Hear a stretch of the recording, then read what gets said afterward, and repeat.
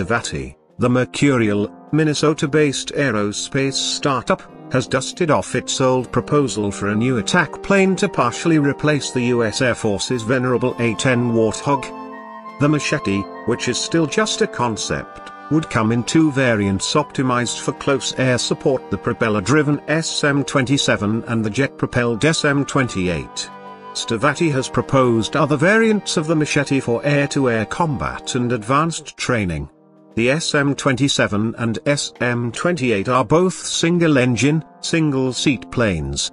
They're both armed with the same Gore 830mm cannon that the A-10 also carries. In proposing the Machete, actually reproposing it, Stavati is hoping to benefit from the Air Force's renewed interest in a light attack plane to complement the 1970s vintage A-10.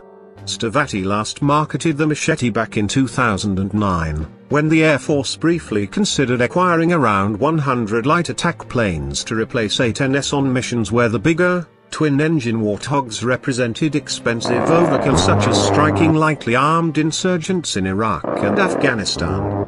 A turboprop attacker costs around $1,000 per flight hour to operate. An A-10 can cost more than $10,000 per flight hour. Ultimately, the Air Force opted to buy just 20 A-29 Super Tucano light attack turboprops from Brazilian firm Empresa in order to donate them to the Afghan Air Force.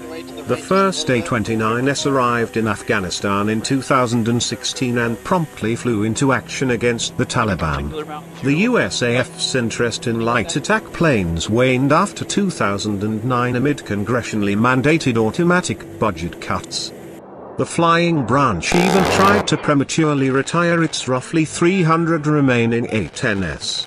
Congress intervened more than once to preserve the Warthog force, and in February 2017 the Air Force relented and said it would delay any A-10 cuts until after 2021.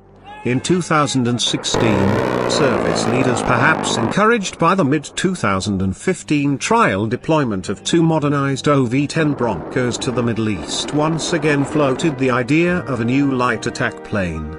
And with President Donald Trump's election in November 2016, the Air Force could realistically hope for a budget boost to actually pay for the light attackers.